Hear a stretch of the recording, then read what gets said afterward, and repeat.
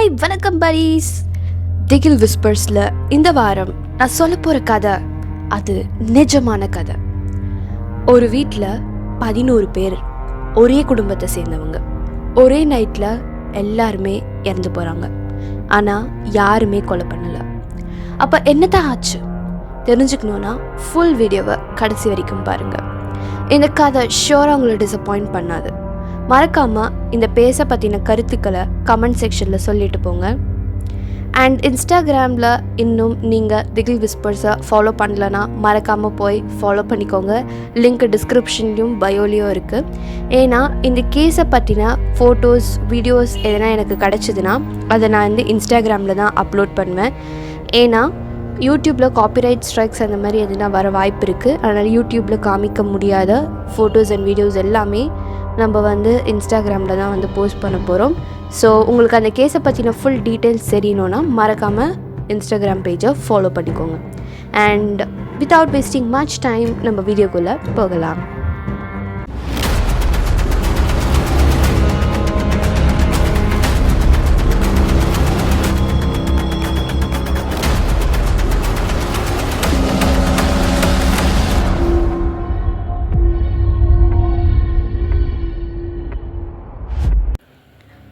Burari case. இந்த கேஸில் 11 பேர் இறந்து போயிருக்காங்க. ஆனால் சஸ்பெக்ட்ஸ் யாருமே இல்லை. 2018 ஜூலை 1 டெல்லியில் சந்த் நகர் புராரின்ற ஒரு ஏரியா இருக்குது. அது வரைக்கும் நார்மலாக காமாக இருந்த ஒரு பிளேஸ். எப்போவுமே சீக்கிரமாக கடை திறக்கிற சுன்வாத் ஃபேமிலி அன்றைக்கி காலையில் 7:15 ஆனப்போ கூட அவங்க ஷாப் திறக்கலை. சந்தேகம் அவங்க பக்கத்து வீட்டுக்காரர் குருச்சரண் சிங் போயிட்டு வீட்டு கதவை திறந்து பார்க்குறாரு. பார்த்தவருக்கு ஒரு அதிர்ச்சி. ஏன்னா உள்ள பார்க்கும்போது 10 பேர் தூக்கு மாட்டி இறந்து போயிருக்காங்க. வீட்டோட முன்புறத்துலேயே அவங்களோட கண்கள், கால்கள், கைகள்னு எல்லாமே கட்டப்பட்டு இருந்துச்சு. இன்னொரு ரூம்ல கழுத்து நெரிக்கப்பட்ட நிலையில 80 வயதுடைய நாராயண தேவி இறந்து போயிருந்தாங்க. 7:30 மணிக்கு போலீஸ் இது இந்தியாவோட மிகவும் மர்மமான ஒரு கேஸ்னு டிக்ளேர் பண்றாங்க. 11 பேர் இருக்கிற சுன்வாத் ஃபேமிலி டொஹானா ஹரியானால இருந்து இங்க டெல்லிக்கு செட்டில் ஆயிருக்காங்க. இவங்க ஃபேமிலியில 3 ஜெனரேஷன்ஸ் இருக்காங்க. இவங்க கிராசரி மற்றும் பிளைவுட் பிஸ்னஸ் பண்ணிக்கிட்டு இருக்காங்க. பக்கத்து வீட்டில் எல்லார்கிட்டையும் விசாரிக்கும் பொழுது இவங்க ரொம்பவே மதிப்பு மிக்க ஒரு நல்ல குடும்பம் அப்படின்னு சொல்லியிருக்காங்க. அதுவும் இல்லாமல் இந்த கேஸில் இறந்து போன விக்டிம்ஸ் முதல்ல நாராயண தேவி. இவங்களுக்கு 80 வயது ஆகுது. இவங்க தான் பாட்டி. இவங்களுடைய பொண்ணு பிரதிபா. இவங்களுக்கு 57 வயது ஆகுது. அதுக்கப்புறம் புவனேஷ், இவங்களுடைய மூத்த பையன். அவங்களுக்கு 50 வயது ஆகுது. லலித் இவங்களுடைய இளைய மகன். அவனுக்கு 45 வயது ஆகுது. சவிதா இவங்களுக்கு 48 வயது. இவங்க புவனேஷுடைய மனைவி.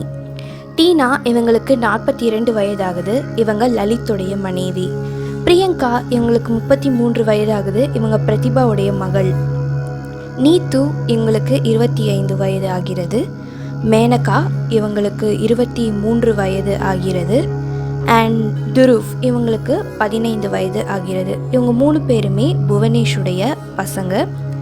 சிவம் இவங்களுக்கு 15 வயது ஆகிறது. இவங்களும் லலித்துடைய மகன். 2007 இயற்கையான முறையில் லலித்துடைய அப்பா போபால் சிங் காலமானார். அதுக்கப்புறம் லலித் அவனையே தனிமைப்படுத்திக்கிட்டான். அப்போ தான் ஒரு ஷாக்கிங்கான விஷயம் அவன் சொன்னான். அவனோட அப்பாவோட ஆவிதான் அவனுக்கு வாழ்க்கை வழிமுறைகளை சொல்லி கைட் பண்ணுது அப்படின்னு சொன்னான். லலித்துக்கு ஒரு சமயம் போன குரல் திரும்ப வந்துச்சான். இந்த விஷயத்துக்கு அப்புறம் தான் அவங்க ஃபேமிலியில் இருக்க எல்லாருமே இதை நம்ப ஆரம்பிச்சிட்டாங்க. போலீஸ் வீட்டில் சர்ச் பண்ணும் பொழுது அவங்களுக்கு இவங்க எழுதின 11 டைரி கிடைச்சிருக்கு. இது 11 வருஷமாக எழுதினது. அதில் ரிச்சுவல் இன்ஸ்ட்ரக்ஷன்ஸ் அப்படின்னு சொல்லி எல்லாமே இருந்துச்சு. எப்படி கையை கட்டணும், எப்படி காலை கட்டணும், எப்படி கண்ணை மூடி துணியை வச்சு கட்டணும்னு சொல்லி, எப்படி 3 பேராக சேர்ந்து இந்த சடங்கு செய்யணும்னு எல்லா விஷயமும் இருந்துச்சு. 2007 2018 வரைக்கும் இந்த ஃபேமிலி 11 டைரி மெயின்டைன் பண்ணியிருக்காங்க. அதெல்லாம் எழுதினது யாருன்னு தெரியுமா? அதெல்லாம் எழுதினது பிரியங்கா அண்ட் நீத்து தான். ஆனால் சொன்னது யாருன்னு தெரியுமா? அதெல்லாம் சொன்னது லலித் அண்ட் கைட் பண்ணது அவங்க அப்பாவுடைய ஆவிதான். அந்த டைரியில் ரிச்சுவல்ஸ், ரூல்ஸ், டெய்லி கமெண்ட்ஸ்னு எல்லாமே இருந்துச்சு. இது ஒரு ரிலீஜியஸ் புக்லாம் இல்லை, இது ஒரு ரிச்சுவல் புக் மாதிரி இருந்துச்சு.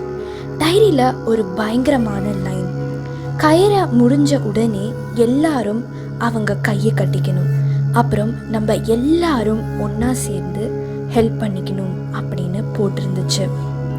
இவங்க சாகணும்னா நினைக்கல, அவங்களுக்கு வேண்டியதெல்லாம் ஒரு டிரான்ஸ்ஃபர்மேஷன், அது கிடைக்கணுன்ற ஒரு நம்பிக்கையில் தான் அவங்க இதை செஞ்சாங்க. டைரியில் இருந்த எல்லாமே க்ரைம் சீனை மிரர் பண்ணுச்சு.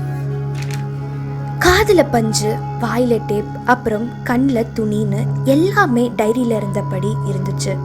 பாட்டி பெட்டோட லெஃப்டில் இருக்கணும், கழுத்து நெரிக்கப்பட்ட நிலையில் இருக்கணும்ன்றதும் டைரியில் அப்படியே இருந்துச்சு. அவங்க 5 ஸ்டூல்ஸும் 11 பைப்பும் ரிச்சுவல்காக அரேஞ்ச் பண்ண செட்டப் அப்படியே டைரியோட மேட்ச் ஆச்சு. ஆனால் இன்னமும் நிறைய குவெஷன்ஸ் அன்ஆன்சர்டாக தான் இருந்துட்டு வருது இந்த பர்டிகுலர் கேஸில். எப்படி எல்லாரும் எதிர்க்காம இதுக்கு ஒத்துக்கிட்டாங்க, ஈவன் டீனேஜர்ஸ் உட்பட? இது பிரெயின் வாஷா இல்லை இது ஒரு ரிச்சுவல் தானா? லலித் உண்மையிலேயே ஒரு மென்டல் பேஷண்ட் தானா, இல்லை யாராச்சும் லலித்தை மேனிப்புலேட் பண்ண வச்சாங்களா? எல்லாமே கேள்விதான். ஆனால் இன்றைக்கும் இந்த வீடு யாருமே இல்லாமல் அமைதியாக இருந்துட்டு இருக்கு, பயமாகவும் இருக்குது. இந்த இன்சிடெண்ட் இது ஒரு கொலைலாம் கிடையவே கிடையாது, இது ஒரு கிளியர் கட் தற்கொலை, அதாவது சூசைட். இது ஒரு விதமான நம்பிக்கையினால செஞ்ச ஒரு மோசமான சம்பவம்.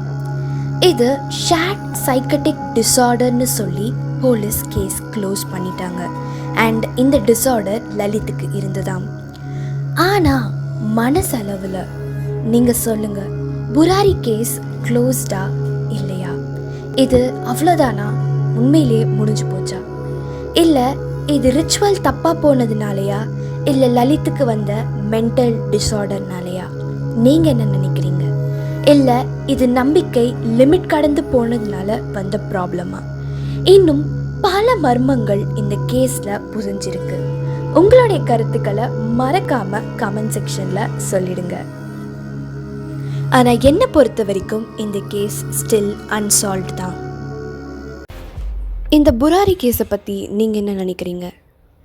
உங்கள் கருத்துக்களை கமெண்ட் செக்ஷனில் மறக்காமல் சொல்லிடுங்க. அண்ட் இந்த வீடியோ உங்களுக்கு பிடிச்சிருந்துச்சுன்னா மறக்காமல் ஒரு லைக், ஒரு ஷேர், சப்ஸ்கிரைப் பண்ணிடுங்க. அண்ட் பெல் பட்டனையும் கிளிக் பண்ணிக்கோங்க. அப்போ தான் நான் போடுற ஒவ்வொரு வீடியோஸும் உங்களுக்கு நோட்டிஃபிகேஷனில் வரும். அண்ட் இன்ஸ்டாவில் ஃபாலோ பண்ணாதவங்க மறக்காமல் ஃபாலோ பண்ணிக்கோங்க. அண்ட் லிங்க் டிஸ்கிரிப்ஷன்லேயும் பயோலையும் இருக்குது, போய் செக் பண்ணி பாருங்கள். அண்ட் அடுத்த வாரம் இதோட ஒரு இன்ட்ரெஸ்டிங்கான ஒரு ஸ்டோரியோட உங்களை நான் சந்திக்கிறேன். அதுவரை நன்றி, வணக்கம்.